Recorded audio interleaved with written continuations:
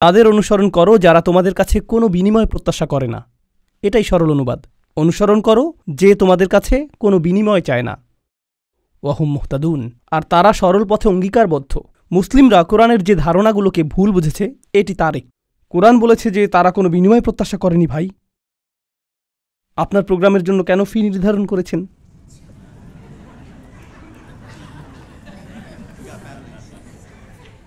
না না, এটা জানার বিষয়। কোরআন আরও বলছে, ইয়াশতারুনা বিআয়াতিল্লাহি সামানান কলিলান, তারা আল্লাহর আয়াত বিক্রি করে সামান্য মূল্যের জন্য। নিজের জন্য আপনার লজ্জিত হওয়া উচিত। আল্লাহর আয়াত বিক্রি করা গোটা কোরআনের সবচেয়ে ভুল বোঝা ধারণাগুলোর একটি। বিষয়টা খুলে বলছি। রসুল সাল্লাল্লাহু আলাইহি সাল্লাম মুসাব ইবনে উমাইরকে মদিনায় প্রেরণ করেছিলেন। জানেন আপনারা? মুসাব ইবনে উমাইর ছিলেন অত্যন্ত প্রতিভাবান তরুণ, যাকে মদিনায় প্রেরণ করা হয়েছিল কোরআন শিক্ষা দেওয়ার জন্য। তিনি ছিলেন অত্যন্ত ধনী পরিবারের সন্তান, কিন্তু তার পরিবার তাকে ত্যায্য করেছিল। এরপর তার পরিধানের বস্ত্রও ছিল না।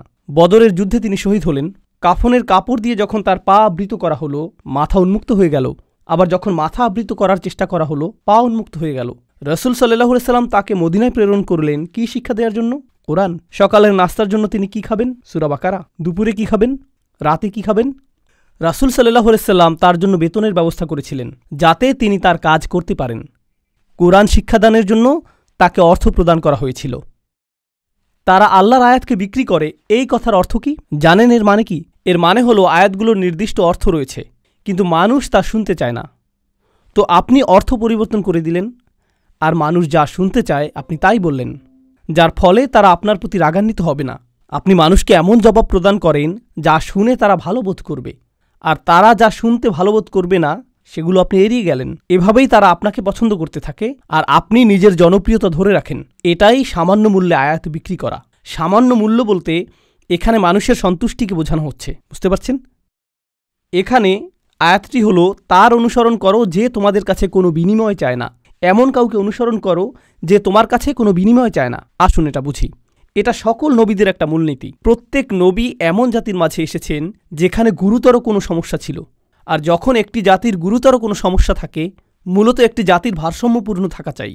কিন্তু যখন তারা কোনো অপরাধ সংঘটিত করে, তখন তারা ভারসাম্য হারাতে থাকে, আর ভারসাম্যহীনতা খারাপ হতেই থাকে, হতেই থাকে, হতেই থাকে। এটা এমন অবস্থায় পৌঁছে যখন গোটা জাতিটা ভেঙে ছিন্ন ভিন্ন হওয়ার উপক্রম হয়। আর রাসূলের কাজ হলো তাদেরকে সেই ভারসাম্যহীনতা থেকে টেনে তোলা এবং আবারও সঠিক অবস্থানে নিয়ে আসা। বুঝতে পারছেন? কিন্তু যখন একটি ভারসাম্যহীনতা জনপ্রিয় হয়ে যায়, সকলে এটা করতে থাকে, সকলেই এতে অভ্যস্ত হয়ে যায়, আর এটা উদযাপনের বিষয়ে পরিণত হয়, এটাই ফ্যাশনে পরিণত হয়, তখন এটার বিরুদ্ধে বলা কি সহজ? না। উদাহরণস্বরূপ, এখনকার সময়ে সমকামিতার বিরুদ্ধে বলাটা বেশ কঠিন হয়ে গিয়েছে, তাই না? লূত আলাইহিস সালাম কি এমন সময়ে বসবাস করেছেন যখন এটা জনপ্রিয় ছিল? হ্যাঁ। তাকে কি এর বিরুদ্ধে কথা বলতে হয়েছিল? হ্যাঁ। তিনি কি এর জন্য বিরোধিতার সম্মুখীন হয়েছিলেন? হ্যাঁ। বিষয়টা কোরআনে আসার পেছনে কারণ রয়েছে। আপনি যদি এর বিরুদ্ধে বলেন, মানুষ আপনার দিকে তেড়ে আসবে। লূত আলাইহিস সালামের কথা কোরআনে এজন্যই এসেছে। যখন আপনি এমন বিষয় নিয়ে কথা বলেন যাতে গোটা সমাজ আচ্ছন্ন থাকে, তারা এই বিষয়টির প্রশংসা করে, আর আপনি এর বিরুদ্ধে কথা বলেন, তখন তারা আপনার দিকে তেড়ে আসবে। এখন যদি আপনি অর্থ উপার্জন অব্যাহত রাখতে চান, অথবা যদি আপনি সেই সমাজে বসবাস অব্যাহত রাখতে চান, আপনি যদি নিরাপদ অবস্থানে থাকতে চান, তখন আপনি কোন বিষয়গুলো এড়িয়ে যাবেন? সেই বিষয়গুলো যা নিয়ে তারা আচ্ছন্ন। আপনি অন্য কোনো বিষয় নিয়ে কথা বলবেন। লূত আলাইহিস সালাম শুধু পিতামাতার প্রতি সৎ ব্যবহার নিয়ে কথা বলতে পারতেন। তিনি শুধু কথা বলতে পারতেন প্রতিবেশীর সাথে উত্তম আচরণ নিয়ে। তিনি শুধু নামাজ নিয়ে কথা বলতে পারতেন। যৌন পাপের বিষয়গুলো তিনি এড়িয়ে যেতে পারতেন, কারণ এগুলো ছিল অতি বিতর্কিত, তাই না? তিনি যদি এটা করতেন, তাহলে কি তিনি ঝামেলায় পড়তেন? না, কোনো ঝামেলা হতো না। আর প্রসঙ্গক্রমে তিনি কিন্তু এখনও ভালো কাজ নিয়েই কথা বলছেন। পিতামাতার প্রতি সদাচরণ একটি ভালো কাজ, নামাজ পড়া একটি ভালো কাজ, দানশীলতা একটি ভালো কাজ। তো কেন তাকে এমন বিষয়বস্তু বেছে নিতে হলো যা তাকে ঝামেলায় ফেলবে? আসলে এটাই একজন রাসূলের কাজ। তারা এসেছেন এই বিষয়গুলো নিয়ে কথা বলার জন্য, যা নিয়ে অন্য কেউ বলার সাহস করবে না। আর আল্লাহর পক্ষ থেকে তারা রায় দিবেন। ওয়াল কুরআনিল হাকিম। তারা আল্লাহর পক্ষ থেকে রায় দিবেন, আর এটা বারবার বারবার বারবার বারবার দিবেন। সেই সমাজের মূল্যবোধকে আক্রমণ করবেন, আর বারবার বারবার আক্রমণ করবেন। কিন্তু এক্ষেত্রে তারা পরোয়া করেননি, কারণ এই পাপ কাজগুলোর বিরুদ্ধে কথা বলতেই হবে। আর নিশ্চিতভাবেই যখন কেউ এটা করেন, কোনো বিনিময়েই তারা আগ্রহী থাকেন না, কারণ বিনিময় থেকে বঞ্চিত হওয়ার জন্য এই কাজগুলোই যথেষ্ট। মাল্লা ইয়াসআলুকুম আজরান। তাদেরকে অনুসরণ করো যাদের কোনো স্বার্থ নেই, কারণ এটা জনপ্রিয় হওয়ার পথ না, এটা ধ্বংসপ্রাপ্ত হওয়ার পথ। অহম মুহতাদুন, তারা তাদের ব্যক্তিগত জীবনে সুপথপ্রাপ্ত, সৎ পথের প্রতি অঙ্গীকারবদ্ধ। এখন বিষয়টি বুঝুন, সৎ পথের প্রতি অঙ্গীকারবদ্ধ। রাসূলগণ ছিলেন বক্তা, কিন্তু বক্তা আর কারা আছেন? আপনারা কি সমাজের অন্য বক্তাদের কথা বলতে পারেন? স্কলাররা? ইসলামী পরিবেশের বাইরের কথা বলছি। রাজনীতিবিদরা হলেন বক্তা, তাই না? ঠিক আছে, তো রাসূলগণ আপনাকে রীতিনীতি নিয়ে বলেন, সমাজ পরিবর্তন নিয়ে বলেন, তাই না?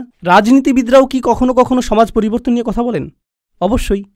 কিন্তু যখন রাজনীতিবিদরা সমাজ পরিবর্তনের কথা বলে, আমরা দেশের উন্নতি করতে চাই, আমরা জাতির উন্নতি করতে চাই, আমরা এটাকে শক্তিশালী করতে চাই, ইত্যাদি ইত্যাদি ইত্যাদি, তারপর আপনি যখন তাদের ব্যক্তিগত জীবন পর্যবেক্ষণ করেন, আপনি কি পান? আপনি পান দুর্নীতি। তো তাদের কথাগুলো অনেক উঁচু মানের, কিন্তু তাদের চরিত্র অনেক নিচু। আর প্রসঙ্গক্রমে আপনি দেখেন যে তারা উঁচু মানের জিনিসগুলো নিয়ে কথা বলে এজন্য যে তারা ক্ষমতা চায়, তারা মন্ত্রী হতে চায়, তারা বিনিময় চায়, তারা কোনো কিছুর প্রতি লালায়িত। যখন নবীরা কথা বলেন, তারা কি চান? তারা শুধু চান ন্যায় বিচার, তারা শুধু চান সত্য, আপনার কাছ থেকে কোনো বিনিময় চান না। আর উপরন্তু আপনি যদি নবীদের ব্যক্তিগত জীবনের দিকে লক্ষ্য করেন, তারা সর্বদাই সঠিক পথের প্রতি অঙ্গীকারবদ্ধ ছিলেন। ওয়াহুম মুহতাদুন। তো বাণীটি নিখুঁত এবং বাণীবাহকও নির্ভেজাল। এই ধারণাটি কি আগেও শেখানো হয়েছিল? হ্যাঁ, ইন্নাকা লামিনাল মুরসালিন আলা সিরাতিম মুস্তাকিম। আরেকবার পুনরালোচনা, কোরআন এরকমটাই করে, আয়াতগুলো পরস্পর সম্পর্কযুক্ত। এখন পরের আয়াতে অমালি, অর্থাৎ আমার কি সমস্যা হয়েছে, সেই মানুষটি এখনও কথা বলছেন, সেই রজুল, সেই আদর্শ ব্যক্তি, আল্লাহর ইচ্ছায় যার নাম আমরা কোনো একদিন জান্নাতে জানতে পারব। তিনি বলেছেন, আমার কি সমস্যা হয়েছে? লা আবুদুল্লাযী ফাতারানি, আমি কি সেই সত্তার উপাসনা করব না যিনি অস্তিত্বহীন অবস্থা থেকে আমাকে গড়েছেন? ওয়া ইলাইহি তুরজাউন, আর তোমাদের সকলকে তারই কাছে ফিরিয়ে নেওয়া হবে। এখন মালি, In Arabic we say ومالي لا أفعل التي شأنها أن يوردها المتكلم في رد على من أنكر عليه فعلا। ইবনে আশুর এটা উল্লেখ করেছেন যে যখন কেউ বলে আমার কি সমস্যা হয়েছে যে আমি এটা অথবা সেটা অথবা অন্য কিছু করব, এর অর্থ হলো কেউ তাকে বলেছে যে এই তোমার কি সমস্যা হয়েছে, তুমি কেন ধর্ম ত্যাগ করেছো, আর সে তার দিকে ফিরে এর জবাব দিচ্ছে। তো প্রকৃতপক্ষে উক্তিটি যদিও লিপিবদ্ধ হয়নি, কিন্তু তার বক্তব্যের ধরন দেখে আমরা বুঝতে পারছি এই তোমার কি সমস্যা হয়েছে, কেন তুমি এই মিথ্যা ধর্মের পক্ষে কথা বলছো।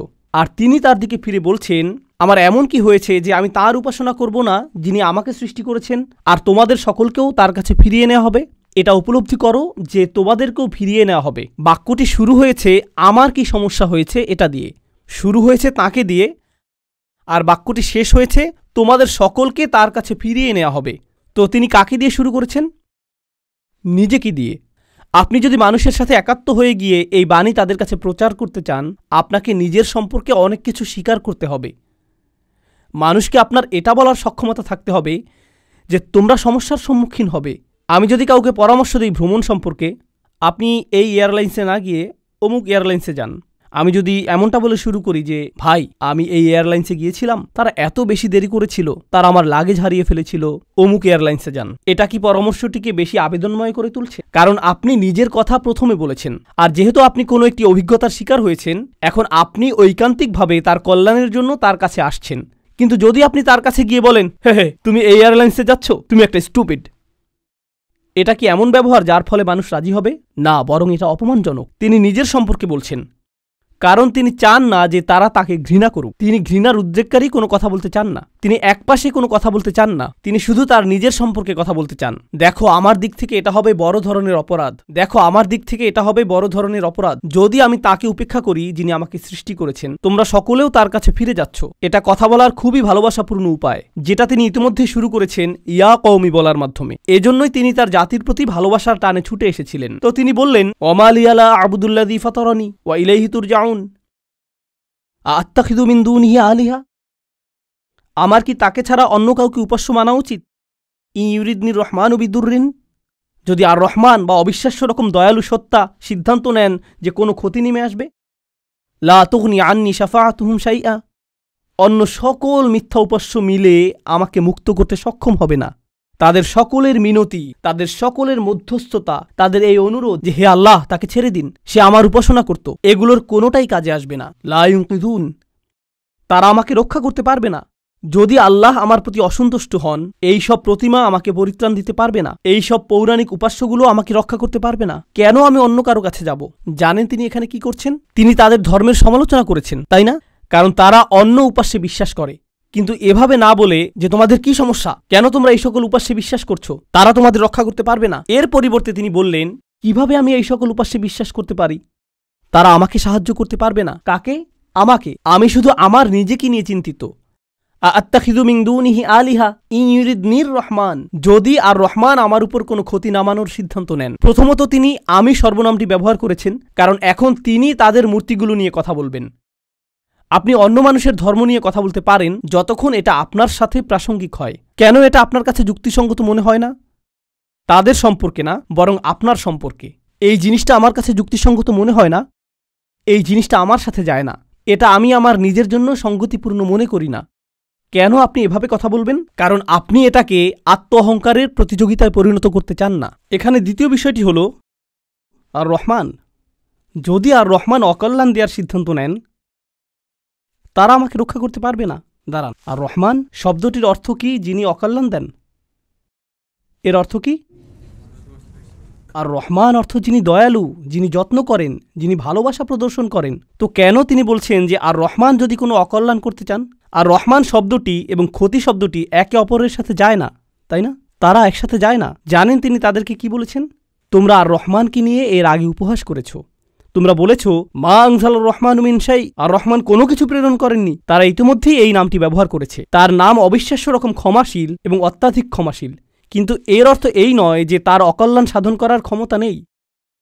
আপনি তার নাম থেকে সুযোগ নিতে পারবেন না, আর ভাবতে পারবেন না যে কোনো কিছুই হবে না। আরে ভাই, আল্লাহ মহান, কোনো সমস্যা হবে না। কিছু মানুষ আল্লাহর সাথে আপোষ মীমাংসা করতে চায়। আমি আল্লাহর জন্য এত কিছু করি, আমি যদি সামান্য কয়েকটি বিষয় কখনোই না করি, এতে কোনোই সমস্যা নেই। আল্লাহর এটা বোঝা উচিত। আসলেই তার বোঝা উচিত। এমনভাবে কথা বলছেন যে তিনি এটা বুঝেন না। আপনি কি আল্লাহ সম্পর্কে এভাবে কথা বলার অবস্থানে রয়েছেন? হ্যাঁ, কারণ তিনি আর রহমান। ওকে, তাহলে দেখা যাবে এজন্যই আপনি কোরআনের সবচেয়ে কঠোর আয়াতগুলোর মধ্যে আর রহমান শব্দটি পাবেন, যাতে আপনি এই বিষয়টি বুঝে নিতে পারেন যে অবিশ্বাস্য রকম ক্ষমাশীল হওয়ার গুণটি তাকে ন্যায় বিচার থেকে বিরত রাখবে না এবং তার কর্তৃত্বকেও খর্ব করে না। আর প্রসঙ্গক্রমে এই আয়াতে তিনি আসলেই আর রহমান। কেন জানেন? কারণ আল্লাহর একজন বান্দা, প্রত্যেক মানুষই আল্লাহর বান্দা, সে স্বীকার করুক আর নাই করুক। যখন আল্লাহর একজন বান্দা পাপের উৎসে পরিণত হয়, তখন সে হয় এই পৃথিবীতে ক্যান্সারের মতো, যে পাপ কাজ ছড়াতে থাকে। আর তখন আল্লাহ অন্য সকল সৃষ্টির প্রতি রহমা প্রদর্শন করেন তাকে সরিয়ে ফেলার মাধ্যমে। এটাও আর রহমান নামের অন্তর্ভুক্ত। কখনো তার দয়া প্রদর্শিত হয় অন্য সকল সৃষ্টির প্রতি, যখন তিনি তাদেরকে রক্ষা করেন আপনার কাছ থেকে। ইন ইউরিদনির রহমানু বিদুররিন লা তুগনি আন্নি শাফাআতুহুম শাইআ। সুবহানাল্লাহ। এখন আমরা তার বক্তব্যের প্রায় শেষে রয়েছি। ইন্নী ইযাল ফী যালালিম মুবিন। যদি এমনটাই হয়, যদি আমি আল্লাহ ছাড়া অন্য কারো উপাসনা করি, যদি আমি অন্য উপাস্য গ্রহণ করি, তাহলে আমি সুস্পষ্ট বিভ্রান্তিতে পড়ে যাব। আমি সম্পূর্ণরূপে বিভ্রান্ত হয়ে যাব। তিনি বিভ্রান্ত নন। তিনি বলছেন তোমরা সবাই বিভ্রান্ত, কিন্তু তিনি তাদেরকে আঘাত করতে চাইছেন না। তাই তিনি বলছেন আমি অত্যন্ত বিভ্রান্তিতে পড়ে যাব যদি আমি এমনটা করি। ইন্নী আমানতু বিরব্বিকুম, আমি ঈমান এনেছি তোমাদের প্রভুর প্রতি, তোমাদের প্রতিপালকের প্রতি। তিনি বলেননি যে আমি ঈমান এনেছি আমার প্রভুর প্রতি, আমার প্রভুর প্রতি। তিনি বলেছেন আমি ঈমান এনেছি তোমাদের প্রভুর প্রতি। তিনি আমি থেকে তুমিতে পরিবর্তন করলেন। আমি আপনাদেরকে একটা সমীকরণ দিচ্ছি। আমি যোগ তুমি সমান সমান আমরা। আমি যোগ তুমি সমান কি? আমরা। তো তিনি শুরু করেছেন আমি দিয়ে, তিনি যাচ্ছেন তুমিতে, কারণ তিনি এর দ্বারা কি বোঝাচ্ছেন? আমরা পৃথক নই। আমি চাই আমরা সবাই যেন সুখী হই। আমি চাই আমরা সবাই যেন আল্লাহর কাছে পরিত্রাণ পাই। এটা আমি বনাম তোমরা নয়, এটা আমি এবং তোমরা। দাওয়াতি কাজ মানে প্রতিপক্ষ নয়, এর অর্থ বিতর্ক নয়, এর অর্থ যুক্তিতর্ক নয়। আমরা এটাকে এগুলোতে পরিণত করেছি। আমি একটি দাওয়াতি প্রোগ্রাম করতে চাই যেখানে আমি খ্রিস্টানদের সাথে বিতর্ক করব। আপনার কোথাও ভুল হচ্ছে। এটা এভাবে কাজ করে না। এর জন্য একটা নির্ধারিত অবস্থান রয়েছে, তবে এটাকে দাওয়াতি কাজ বলে না, এটাকে বলে জিদাল। এর জন্য কোরআনের ভিন্ন শব্দ রয়েছে, আর সেটা হলো সর্বশেষ পন্থা। আমরা শুরুতেই এটা করব না, কখনোই করব না। তো এখন তিনি বলছেন ইন্নী আমানতু বিরব্বিকুম, আমি তোমাদের সকলের প্রভুর প্রতি ঈমান এনেছি, তোমাদের সকলের প্রভুর প্রতি ঈমান এনেছি। ফাসমাউন, আমার কথা শোনো, আমার কথা শোনো। 3 জন রাসূল কথা বলেছেন, আর তিনি বলছেন আমার কথা শোনো, আমি যা বলছি তা শুধু শোনো। কখনো কখনো আমি শিক্ষক হিসাবে এই বিষয়টা খেয়াল করি। আমি আরবি শেখাই অথবা চেষ্টা করি। ধরুন ছাত্ররা সামনে বসে শিখছে, আর তখন একজন সহকারী আসলো, শিক্ষকের সহকারী একজন আসলো, আর ছাত্রদের কাঁধে হাত রেখে বলল, মনোযোগ দিয়ে পড়ো। আমি কিন্তু মনোযোগ দিতে বলিনি। একজন সহকারী এসে বলল, মনোযোগ দিয়ে পড়ো। এর কি কোনো প্রভাব রয়েছে? হ্যাঁ। এর কি ভিন্ন ধরনের প্রভাব রয়েছে? হ্যাঁ। যখন আরেকজন ছাত্র আপনার কাছে এসে বলে, ভাই পড়াশোনা করো, শিক্ষক বলেন যে পরীক্ষার জন্য পড়াশোনা করো। হ্যাঁ, অবশ্যই আমি পরীক্ষার জন্য পড়াশোনা করব। তারপর আপনি রাত 8টার সময় বাস্কেটবল খেলা দেখছেন, আর আপনার বন্ধু এসে বলল, আরে ভাই চলো পড়াশোনা করি। এটার কি ভিন্ন প্রভাব থাকবে? অবশ্যই থাকবে। এই সাহাবী এটা বুঝতে পেরেছিলেন, রাসূলদের এই সঙ্গীটি তা বুঝতে পেরেছিলেন। তার কাছে রয়েছে স্বতন্ত্র স্থান, সূর্যের আছে নিজস্ব স্থান, চাঁদেরও রয়েছে নিজস্ব স্থান। এটা প্রতিযোগিতা নয়। আমার কথা শুনো, এটা এতটাই ভালোবাসাপূর্ণ চমৎকার বক্তব্য। আর আমি এখানে বলতে চাই যে তার বক্তব্যটি এখানে 3 জন রাসূলের থেকেও বেশি কাজ করেছিল। এই আয়াতগুলোতে তার বক্তব্যের বেশি প্রভাব রয়েছে 3 জন রাসূলের তুলনায়। এটা কেন? এটা আমাদেরকে শিখানোর জন্য যে আল্লাহ যাকে চান তাকেই বিজয় প্রদান করেন। আল্লাহ তাকেই কবুল করবেন যার প্রতি তিনি রাজি হবেন। পার্থিব ফলাফল এবং পার্থিব পরিণাম আল্লাহর কাছে অর্থবহ নয়, বরং প্রচেষ্টাই আল্লাহর কাছে অর্থবহ। পার্থিব ফলাফল হল যখন আল্লাহ সিদ্ধান্ত নেবেন তখন তিনি দুয়ার খুলে দিবেন, এটাই হবে। পরের আয়াতটি বলছে, কিলাদ খুলিল জান্নাহ। বক্তব্যের অংশটি প্রায় শেষ। কিলাদ খুলিল জান্নাহ, জান্নাতে প্রবেশ করো। দাঁড়ান, তিনি তো তার লোকদের সাথে কথা বলছিলেন, এখন বলা হচ্ছে জান্নাতে প্রবেশ করো। কি ঘটল? তাকে হত্যা করা হয়েছিল। তিনি এত ভালোবাসাপূর্ণ উদ্বেগপূর্ণ বক্তব্য দিলেন, শহরের প্রান্ত থেকে তার লোকদের কাছে ছুটে আসলেন, তাদেরকে বোঝানোর চেষ্টা করলেন। তারা রাসূলদেরকে স্পর্শ করতে পারল না, কারণ রাসূলগণ আল্লাহ প্রদত্ত নিরাপত্তায় ছিলেন। কিন্তু সেই একমাত্র ঈমানদার হত্যার শিকার হলেন। এই ঘটনাটিতে ঈমানদারদের জন্য শিক্ষা রয়েছে, তাই না? এখন সামান্য কয়েকজন ঈমানদার যারা রাসূল সাল্লাল্লাহু আলাইহি সাল্লামের উপর ঈমান এনেছিলেন, তাদেরকে মানসিকভাবে প্রস্তুত করা হলো, এর জন্য তোমরাও হত্যার শিকার হতে পারো। ইয়াসির, সুমাইয়া, বিলালও মৃতপ্রায় হয়ে গিয়েছিলেন রাদিয়াল্লাহু আনহুম। আপনি হত্যার শিকার হতে পারেন শুধু এটা বলার কারণে, শুধু আল্লাহ সম্পর্কে কথা বলার কারণে। তো তিনি জান্নাতে প্রবেশ করলেন এজন্য না যে তাকে স্থানান্তরিত করা হয়েছিল, বরং তাকে হত্যা করা হয়েছিল। আর প্রসঙ্গক্রমে তারা কিভাবে রাসূলদের হত্যা করার সিদ্ধান্ত নিয়েছিল? পাথর নিক্ষেপ করে এবং আমৃত্যু নির্যাতন করার মাধ্যমে। মনে আছে এটা? তাই তিনি সহজ কোনো মৃত্যুর শিকার হননি। তো তিনি একজন শহীদ, কারণ শহীদগণ সরাসরি জান্নাতে প্রবেশ করেন। তিনি সরাসরি জান্নাতে প্রবেশ করলেন। আর তার উক্তি এটা ছিল না, হে আল্লাহ তাদেরকে শাস্তি দিন, কারণ এই কাফিররা আমাকে হত্যা করেছে। ঈমানদারদের পক্ষ হয়ে প্রতিশোধ গ্রহণ করা উচিত। ক্বালা ইয়া লাইতা কওমি, ক্বালা ইয়া লাইতা, প্রথম শব্দগুলো, ওহ যদি শুধুমাত্র, কওমি ইয়ালামুন, আমার লোকেরা যদি শুধু জানতে পারত, যদি আমার লোকদের জানার কোনো উপায় থাকত। তিনি এখনও তাদেরকে ভালোবাসেন। কল্পনা করতে পারেন জান্নাতে হাঁটছেন, সেখানে কি দেখতে পাবেন? যাওয়াতা আফনান ফাবিআইয়ি আলাই রাব্বিকুমা তুকাযযিবান। আপনি জান্নাতে গাছ দেখবেন আর তা আপনাকে সম্মোহিত করবে। আপনি ঝর্ণাধারা দেখবেন আর সম্মোহিত হয়ে যাবেন। আপনি ফল দেখতে পাবেন আর প্রথম কামড়ের পর আপনি নিজেকে হারিয়ে ফেলবেন। আপনি আপনার সুন্দরী স্ত্রীদের দেখবেন আর আনন্দে দিশেহারা হয়ে যাবেন। তিনি এই সব কিছু দেখছেন আর তিনি বলছেন না ও, তিনি শুধু বলছেন, ও আমার লোকেরা, যদি শুধু তারা জানতে পারত। সুবহানাল্লাহ। তিনি জান্নাতে পৌঁছে গেলেন, তবুও তার লোকদেরকে ভুললেন না। জানেন বিচার দিবসে মানুষ সবকিছু ভুলে যাবে। মা তার সন্তানকে ভুলে যাবে। ইয়াউমা তারাউনাহা তাযহালু কুল্লু মুরদাআতিন আম্মা আরদাআত, সেই দিন প্রত্যেক স্তনদানকারী মা তার সন্তানকে ভুলে যাবে। ইয়াউমা ইয়াফিরুল মারউ মিন আখিহি ওয়া উম্মিহি ওয়া আবিহি ওয়া সাহিবাতিহি ওয়া বানিহি, সেদিন প্রত্যেক মানুষ তার ভাইয়ের কাছ থেকে পালিয়ে বেড়াবে। সূরা মারিজে এসেছে। অফাসিলাতিল্লাতি তুই, তার মা, তার স্ত্রী, তার সন্তান, তার অভিভাবক, তার গোটা গোত্র, সে তাদের সবার কাছ থেকে পালিয়ে বেড়াবে। সে কারো সাথে কোনো কিছু করতে চাইবে না। ওয়াতাকাত্তাআত বিহিমুল আসবাব, কোরআন বলছে সকল সম্পর্ক ছিন্ন হয়ে যাবে। কিন্তু ঈমানদারদের জন্য এমনটা হবে না। ঈমানদারদের জন্য এমনটা হবে না। সে জান্নাতে প্রবেশ করবে এবং তার ভালোবাসা অব্যাহত থাকবে। কার জন্য? তার লোকদের জন্য যারা হলো কাফির এবং নবীদের শত্রু, কারণ তারা এখনো জীবিত এবং এখনো তাদের আশা রয়েছে। আপনি এমন মানুষের উপর আশা ছাড়বেন না যারা এখনো জীবিত। আর আল্লাহ এমনভাবে আমাদের কাছে বর্ণনা করেছেন যেন তিনি তখনও ঘটনা দেখছিলেন। আল্লাহ তাকে দুনিয়ার ক্যামেরা ভিউ প্রদান করেছিলেন যাতে তিনি দেখতে পারেন যে কি ঘটছে, আর তিনি জান্নাত থেকে দেখে বলছেন যদি তারা জানতে পারে। তিনি বলেননি যে যদি তারা জানতে পারত আলিমু, বরং তিনি বলছেন ইয়া লাইতা কওমি আলামুন, যদি শুধু তারা জানতে পারে। তিনি এখনই দেখছেন কি ঘটছে, আল্লাহ তাকে দেখাচ্ছেন। সুবহানাল্লাহ। আর তারপর আপনি বুঝতে পারেন যে একনিষ্ঠতা আসলে কি। আমরা মুসলিমরা একনিষ্ঠতার কৃত্রিম ধারণা তৈরি করেছি। আমি এটা মানতে পারি না। একনিষ্ঠতা শব্দটিকে নিয়ে আমরা যা করছি, তুমি যা করো তার সবকিছুতে ইখলাস থাকতে হবে। সব সময় তোমার নিয়তকে যাচাই করে চলবে। এখনই যাচাই করুন, কারণ যদি একনিষ্ঠতা না থাকে তাহলে তোমার কোনো কাজেরই মূল্য থাকবে না।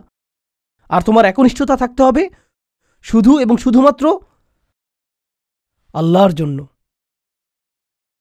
আমি এর সাথে দ্বিমত পোষণ করব, আমি জানি। এখনই আমাকে হত্যা করতে আসবেন না। রাসূল সাল্লাল্লাহু আলাইহি সাল্লাম একজন মানুষের কথা বলছেন যে অনেক পাপ করেছে, অনেক পাপ। সে নামাজ পড়ে না, কিছুই করে না। একদিন সে হাঁটতে হাঁটতে একটি তৃষ্ণার্ত কুকুর দেখতে পেল। তৃষ্ণায় কুকুরটির জিহ্বা বের হয়ে আছে, আর লোকটি সিদ্ধান্ত নিল যে নিজে পান করার আগে সেই কুকুরটিকে পান করাবে। শীঘ্রই লোকটি মারা গেল, আর আল্লাহ তাকে জান্নাত দান করলেন। হ্যাঁ, আসুন ঘটনাটা খেয়াল করি। এই লোকটি, সে কি বিশ্বাসী? আমরা জানি না। সে কি নামাজ পড়ে? না।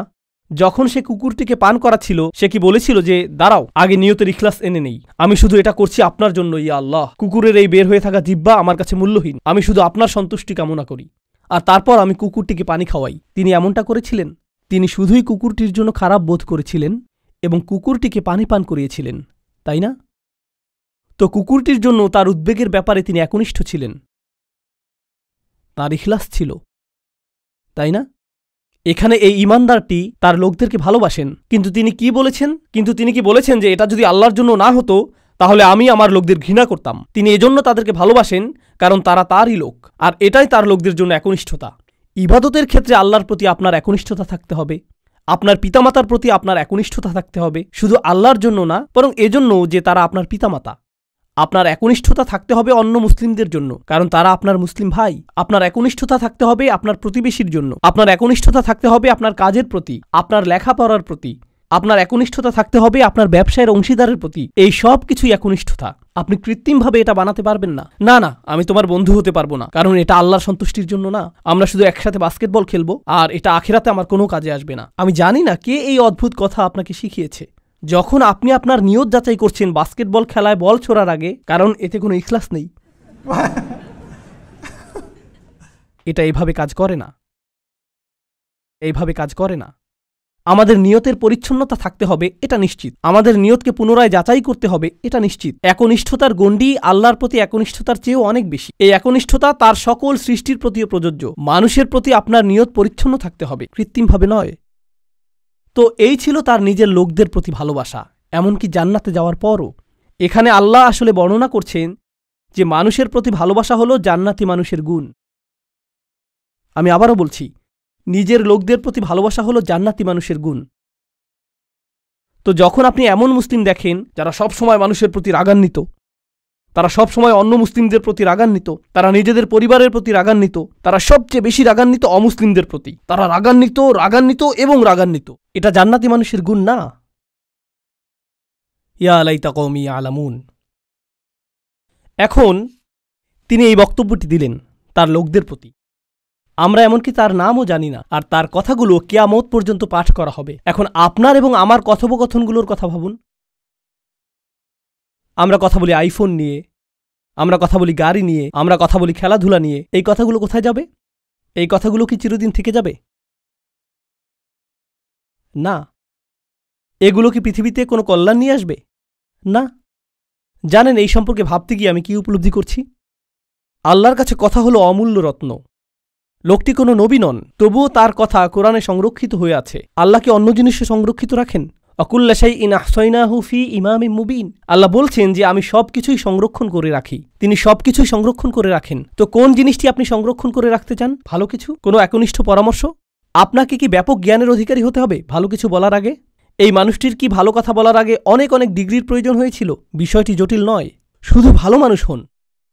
লক্ষ্য করুন কেমন চমৎকারভাবে কোরআন সন্নিবেশিত। যখন তিনি জান্নাতে গেলেন আর তিনি বললেন, যদি আমার লোকেরা জানতে পারে। পরের আয়াতে তিনি বলছেন, বিমা গফর আলী রব্বি ও জাআলানী মিনাল মুকরামিন, সেই ক্ষমা যা আমার প্রভু আমাকে প্রদান করেছেন আর আমাকে তাদের অন্তর্ভুক্ত করেছেন যাদেরকে সম্মানিত করা হয়েছে। তিনি জান্নাতের দুটি জিনিসের কথা বলছেন, ক্ষমা এবং সম্মান। সূরার শুরুতে এসেছে ফাবাশশিরহু বিমাগফিরাতিন ওয়া আজরিন কারীম।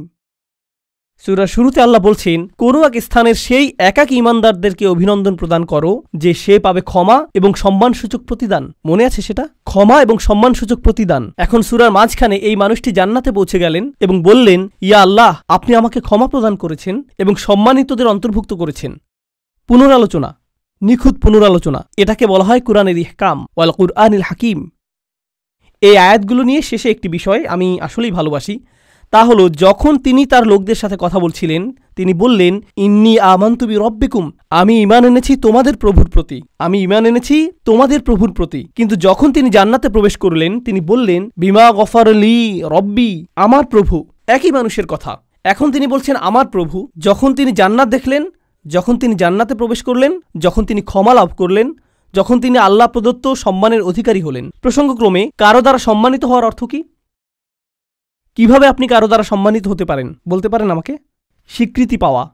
হ্যাঁ, কারো স্বীকৃতি পাওয়া। কেউ আপনাকে অভিবাদন জানালো, কেউ আপনার সাথে কর্মর্দন করতে আসলেন, এটা দ্বারা তিনি আপনাকে সম্মানিত করলেন, তাই না? আমি এখনই বলে দিচ্ছি, সামনের আয়াতগুলোতে এটা আসবে। সেখানে আল্লাহ বলছেন, সালামুন কওলাম মির রব্বির রহিম, এই সূরাতেই। আরো পরে আল্লাহ বলছেন, তিনি তোমাদেরকে বলবেন সালাম। তো শুরুতে তিনি বলছেন, আমি তোমাদেরকে প্রদান করব সম্মানিত প্রতিদান, সম্মানিত প্রতিদান, সম্মানিত প্রতিদান। সেই সম্মানিত প্রতিদানটি কি? কতটা সম্মানিত এটা হতে পারে? আমি কি একটা মেডেল পাবো? কোনো সার্টিফিকেট দেয়া হবে পরীক্ষায় পাশ করার পর যেমনটা দেয়া হয়? কি সার্টিফিকেট আপনি পাবেন? আপনি পাবেন সালাম, আল্লাহর পক্ষ থেকে। এটাই আপনি পাবেন। তো যখন তিনি তা পেলেন তিনি ভুলে গেলেন যে এই প্রভু অন্য কারো প্রভু, তিনি শুধু তারই প্রভু। আমার প্রভু আমাকে ক্ষমা প্রদান করেছেন, আমার প্রভু আমাকে সম্মানিতদের অন্তর্ভুক্ত করেছেন, তিনি আমার প্রভু এবং শুধুই আমার প্রভু। সুবহানাল্লাহ! একজন ঈমানদারের কি চমৎকার চিত্র এটা। এখন এটা ঘটেছে জান্নাতে, কিন্তু মূল ঘটনাটা চলমান থাকার কথা কোথায়? এই পৃথিবীতে। কি ঘটেছিল এখানে? এখন আল্লাহ যা করবেন তা অত্যন্ত কঠোর। মনোযোগ দিয়ে শুনুন, কারণ এটা মুসলিমদের আরেকটা ভুল ধারণা। এ কারণে এই সূরাটি আমি বেছে নিয়েছি। যখনই আমি কোনো সূরা বেছে নেই আমি উপলব্ধি করি যে আল্লাহ আমাদের সমসাময়িক এত এত সমস্যার জবাব দিয়েছেন, এটা অবিশ্বাস্য। যদি মুসলিমরা কোথাও আক্রমণ করে অথবা কোনো কিছু বিস্ফোরণে উড়িয়ে দেয় আর অন্য মুসলিমরাও এতে মারা যায়, তাহলে তারা তো জান্নাতেই প্রবেশ করবে, এতে কোনো সমস্যা নেই। আমি এই যুক্তি শুনেছি। এই পরিস্থিতির শিকার হয়ে যদি মুসলিমরা অথবা নিরীহ মানুষ মারা পড়ে, আল্লাহ তো জানেনই, তিনি তাদেরকে জান্নাতে পাঠিয়ে দিবেন। তাই এখানে কোনো ক্ষতি হয়নি, কারণ জান্নাত দুনিয়ার চেয়ে উত্তম। আমি জানি না যে আপনি এই ধরনের বিকারগ্রস্ত কথা শুনেছেন কিনা, কিন্তু আমি এটা অনেকবার শুনেছি। এখন আমি আপনাদেরকে এই বিষয়ে কিছু কথা বলবো। আল্লাহ কি এই মানুষটিকে জান্নাত প্রদান করেছেন? হ্যাঁ, কিন্তু আল্লাহ তাকে জান্নাত প্রদান করার অর্থ এটা না যে আল্লাহ সেই লোকদের প্রতি রাগান্বিত নন যারা তাকে হত্যা করেছিল। ঘটনাটির ধারাবাহিকতা পৃথিবীতে চলতে লাগলো। যখন তিনি জান্নাতে মনোরম সময় উপভোগ করছিলেন, আল্লাহ তার হত্যার প্রতিশোধ গ্রহণ করেছেন। ওমা আনজালনা আলা কওমিহি মিন বাদিহি মিন জুনদিম মিনাস সামাই ওমা কুন্না মুনজিলিন, আমরা আকাশ থেকে কোনো সেনাবাহিনী প্রেরণ করব না এই লোকদের জন্য।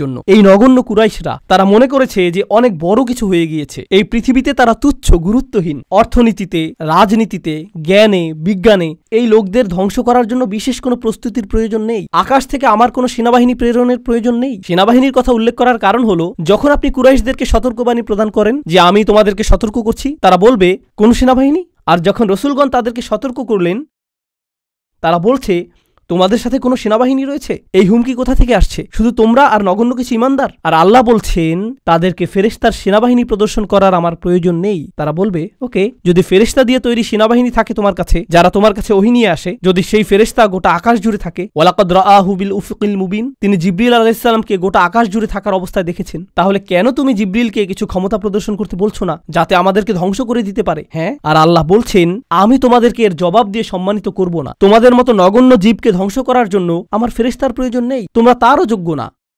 আল্লাহ কি আগের জাতিগুলোকে ধ্বংস করার জন্য ফেরেশতা পাঠিয়েছিলেন? হ্যাঁ, তিনি পাঠিয়েছিলেন। আল্লাহ বলছেন কুরাইশরা এমনকি এরও যোগ্য না। এ কাজে ফেরেশতাদের সময় নষ্ট করার মতো যোগ্য কুরাইশরা না যে আল্লাহ কাউকে ডেকে বলবেন, হেই যাও এদেরকে ধ্বংস করো। না না না, সময় নষ্ট করো না। ইনকানাত ইল্লা সাইহাতান ওয়াহিদাতান, এটা একটা বিকট বিস্ফোরক শব্দ ছাড়া আর কিছুই ছিল না। প্রচণ্ড একটা শব্দ। আপনারা জানেন বিস্ফোরণ আসলেই প্রকাণ্ড শব্দ তৈরি করে। এটা ছিল শুধু সেই রকম একটা বিস্ফোরক, এটা ছিল সেই রকম একটা বিস্ফোরক শব্দ। ফাইদা হুম খামিদুন, আর তাদেরকে নিভিয়ে দেয়া হলো, তারা সম্পূর্ণরূপে নিভে গেল। সয়হা হলো তীব্র কোনো শব্দ। আর এই আয়াতটিতে চমৎকার সাহিত্যিক বৈপরীত্য ফুটে উঠেছে। কারণ যখন আপনি কোরআনের সুমধুর বাণী শুনতে অস্বীকৃতি জানান, আর যখন এই জাতিগুলো তাদের রাসূলদের চমৎকার কণ্ঠ শুনতে অস্বীকৃতি জানিয়েছিল, তখন একমাত্র যেই শব্দ তারা শোনার যোগ্য তা হলো বিস্ফোরণের শব্দ। আর তারপর আল্লাহ বলছেন ফাইদা হুম খামিদুন, এটা অসাধারণ একটা শব্দ। হুমুদ এবং হুমুদ দুইটি শব্দ রয়েছে আরবিতে। শীতকালে যখন রাতে আগুন জ্বালান আর এভাবে নিভান, এটাকে বলা হয় হুমুদ। আর আপনি যদি তা নিভান আর লালচে হলুদ বা কমলা রঙের সামান্য পরিমাণ কয়লা জ্বলন্ত থেকে যায়, তাকে বলা হয় হুমুদ। কিন্তু যখন আপনি একবারে তা নিভিয়ে ফেলেন, এটা সম্পূর্ণ নিভে যায়, একেবারে নিভে যায়, এমনকি সামান্য কয়লাও জ্বলন্ত থাকে না, এটা সম্পূর্ণ নিভে গেছে, এটাকে বলা হয় এমন আগুন যা হলো খামিদাহ। খামিদাহ ফাইদা হুম খামিদুন, তারা সম্পূর্ণ নিশ্চিহ্ন হয়ে গেল। এমন একজনও থাকবে না যে মৃত্যুর পূর্বে মাটিতে গড়াগড়ি দিতে থাকবে। তারা নিঃশেষ হয়ে যাবে, সবাই একসাথে, যেভাবে একটি আগুন নিভানো হয়। আর প্রসঙ্গক্রমে তাদের মৃত্যুকে আগুন নিভানোর সাথে তুলনা করার মাধ্যমে তাদেরকে তুলনা করা হয়েছে আগুনের সাথে। আর আপনি যদি তাদেরকে আগুনের সাথে তুলনা করেন, তাহলে এর অর্থ হল তারা বিপজ্জনক। আপনি যদি আগুনকে জ্বলতে দেন, আগুন কি হবে? ছড়িয়ে পড়বে। তাই অন্য সকল জাতির প্রতি রহমা এবং করুণাস্বরূপ আল্লাহ সিদ্ধান্ত নিলেন যে এই ক্যান্সার, এই আগুনকে নিভিয়ে ফেলতে হবে। ফাইদা হুম খামিদুন, আর এটা ছিল একজন ইমানদারকে হত্যার পরিণাম। তো এখন দ্বিতীয় এই অনুচ্ছেদটির উপসংহারে এসেছে, ইয়া হাসরাতান আলাল ইবাদ মা ইয়াতিকুম মির রাসূলিন ইল্লা কানু বিহি ইস্তাহজিউন। মানুষের জন্য বিষয়টা কতটা পরিতাপের। আল্লাহ নিজে এটাকে পরিতাপের বিষয় হিসেবে বিবেচনা করছেন। তিনি সেই জাতিকে নিশ্চিহ্ন করে দিয়ে বলেননি যে দেখেছো আমি কি করতে পারি, বরং তিনি বলছেন সেটা একটা পরিতাপের বিষয়। আরবিতে হাসরা বলতে বোঝায় It means هي شدة الندم والتألم والتحسر والحزن على ما مضى. এর দ্বারা আসলেই গভীর দুঃখ প্রকাশ বোঝায়। অতীতে ঘটে যাওয়া সবকিছুর জন্য আল্লাহ নিজে এটাকে পরিতাপের বিষয় বলেছেন। কেন তারা উপদেশ গ্রহণ করল না? আলাল ইবাদ, বান্দাদের জন্য কি সাংঘাতিক পরিতাপের বিষয়। তিনি তাদেরকে বান্দা বলছেন। কেন তিনি বান্দা বললেন? কেন তিনি বললেন না যে ইয়া হাসরাতান আলাল কুফার, কি পরিতাপের বিষয় কুফারদের জন্য, অবিশ্বাসীদের জন্য। তিনি তাদেরকে বান্দা বললেন। জানেন কেন? কারণ মানব সত্তার গভীরে প্রত্যেক মানুষের সম্ভাবনা রয়েছে আল্লাহর বান্দা হওয়ার। এটা কতটা পরিতাপের বিষয়। এটা তোমার ভিতরেই ছিল, এটা অতিরিক্ত কোনো বিষয় নয় যা তোমাকে বাইরে থেকে আনতে হবে। আমি ইতিমধ্যেই তা তোমার ফিতরাতের মধ্যে দিয়ে দিয়েছি। কেন তুমি এটাকে চালু করলে না? তুমি নিজেই অন বাটন চাপতে পারতে। মা ইয়াতিহিম মির রাসূলিন, এমন কোন রাসূল তাদের কাছে আসেনি। ইল্লা কানু বিহি ইস্তাহজিউন, তারা শুধুই যা করেছে তা হলো তাদেরকে উপহাস। যখনই একজন রাসূল এসেছেন, তারা তাকে নিয়ে উপহাস করেছে। এখন এই আয়াতে আল্লাহ বলেননি যে তারা রাসূলদের হত্যা করেছে অথবা তারা রাসূলদের হুমকি দিয়েছে। তিনি বলেছেন যে তারা রাসূলদের নিয়ে উপহাস করেছে। কিন্তু এর আগে আপনারা শিখেছেন তারা বলেছিল যে তারা রাসূলদের হুমকি দিবে, তারা তাদেরকে অভিশাপ হিসেবে গণ্য করবে। মনে আছে সেটা? কিন্তু এখানে যখন পরিতাপের বিষয়টি আসলো, তিনি বলছেন যে এই আযাবের সম্ভাবনার সূচনা হয়েছে তাদেরকে উপহাস থেকে। যখন একটি জাতি রাসূলদের নিয়ে উপহাস করা শুরু করে, তখন থেকে তাদের ধ্বংসের সময় গণনার জন্য ঘড়ির কাঁটা চালু হয়ে যায়। তাদের ধ্বংসের প্রথম ধাপ হলো মূলত কার্টুনে যেরকম ডিনামাইট বোমার ছবি আঁকা থাকে, যেখানে বুঝতে পার, যখন তারা রাসূলদের নিয়ে উপহাস করে এটা শুরু হয়ে যায়। এটাই এখানে বলা হয়েছে, রাসূলদের নিয়ে উপহাস করবেন না, কারণ এর অর্থ আপনি নিশ্চিহ্ন হওয়ার জন্য রাস্তা ধরেছেন। এখন যখন আল্লাহ বলছেন কত রাসূল এসেছে কিন্তু তারা ঈমান আনেনি, তারা শুধু উপহাস করেছে। আপনি সূরাটির শুরুতে শিখেছেন ওয়াসাওয়াউন আলাইহিম আনযারতাহুম আম লাম তুনদিরহুম লা ইউমিনুন। ধারণাটি পুনরায় জোরদার হচ্ছে। কি পরিতাপের বিষয়। এত রাসূল এসেছেন কিন্তু মানুষ উপদেশ শুনে না। আলাম ইয়ারাউ কাম আহলাকনা ক্বাবলাহুম মিনাল কুরুন, তারা কি দেখেনি তাদের পূর্বে কত শহর আমরা ধ্বংস করে দিয়েছি, কত জাতি ইতিমধ্যে ধ্বংসপ্রাপ্ত হয়েছে? তারা কি তা দেখে না? তিনি কাকে উদ্দেশ্য করে বলছেন? তিনি রাসূল সাল্লাল্লাহু আলাইহি ওয়াসাল্লামের সময়ের লোকদের উদ্দেশ্য করে বলছেন এবং বলছেন যে কেন তারা ইতিহাস পর্যবেক্ষণ করে না, কেন তারা দেখে না যে যা রয়েছে তাদের পেছনে। তারা কি দেখেনি? না, তারা দেখেনি, কারণ তাদের পেছনে একটি দেয়াল রয়েছে। তিনি বলেছেন আন্নাহুম ইলাইহিম লা ইয়ারজিউন, তারা তাদের কাছে ফিরে আসবে না। কিছু তাফসীরকারক এই আয়াতটিকে চমৎকারভাবে বিশ্লেষণ করেছেন। চমৎকার একটা বিশ্লেষণ এটা। তারা বলে যে তারা তাদের কাছে ফিরে আসবে না। অর্থ হলো সেই জাতিগুলো যেগুলো ধ্বংস হয়েছে, যেহেতু তারা সম্পূর্ণ নিশ্চিহ্ন হয়ে গিয়েছে আর কেউ রক্ষা পায়নি, তাদের কারোরই সন্তান অথবা বংশ টিকে থাকেনি, তো তোমাদের কেউ বলতে পারবে না যে তোমরা ফেরাউনের বংশধর অথবা লুতের জাতির বংশধর অথবা সালেহ বা শুয়াইবের জাতির বংশধর, যেহেতু সেই জাতিগুলো সম্পূর্ণ নিশ্চিহ্ন হয়ে গিয়েছিল। তোমরা তাদের কারো কাছে ফিরে যাও না। আপনারা জানেন, মানুষ বলে থাকে যে আমার রক্ত রাসূল সাল্লাল্লাহু আলাইহি ওয়াসাল্লামের বংশে ফিরে যায়। এর অর্থ এই না যে তারা তাদের কাছে ফিরে আসবে না, বরং তোমরা তাদের কাছে ফিরে যাও না, কারণ তাদের ভবিষ্যৎ প্রজন্ম এবং বংশ সম্পূর্ণরূপে নিশ্চিহ্ন হয়ে গিয়েছিল। আন্নাহুম ইলাইহিম লা ইয়ারজিউন। তো তোমরা যখন মনে করো যে তোমাদের ভবিষ্যৎ রয়েছে, তোমরা এত আত্মবিশ্বাসী কেন যে আসলেই তোমাদের ভবিষ্যৎ রয়েছে? আর প্রসঙ্গক্রমে যেহেতু তাদের নামও সম্পূর্ণ মুছে গেছে, হয়তো সেজন্যই আল্লাহ শহরটির নাম উল্লেখ করেননি।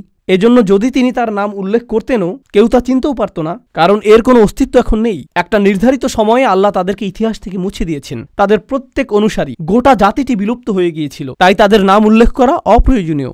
এখন আল্লাহ বলছেন তারা বিলুপ্ত হয়ে গিয়েছে, যার অর্থ ইতিহাসে তারা বিস্মৃত হয়ে গিয়েছে। তারপর তিনি কুরাইশদের সম্পর্কে বলেছেন যে তোমরা নগণ্য একটা জাত, কিন্তু পরের আয়াতে তিনি এই সব কিছুকে একসাথে সংযুক্ত করেছেন। সম্পূর্ণ এই অনুচ্ছেদটি শেষে তিনি বলছেন ওয়া ইন কুল্লুল লাম্মা জামিউল লাদাইনা মুহদারুন, তারা তাদের কাছে ফিরে আসবে না। আর যখন তোমরা মারা যাবে, নিজেদের সন্তানদের কাছেও তোমরা ফিরে আসবে না। তোমাদের প্রত্যেকেই, আমি বলে রাখছি যে তোমাদের সকলকে এবং অন্য সকল প্রজন্মের, অন্য সকল জাতির কাফেররা যারা তোমাদের মতো, তাদের সকলকে একত্রিত করা হবে।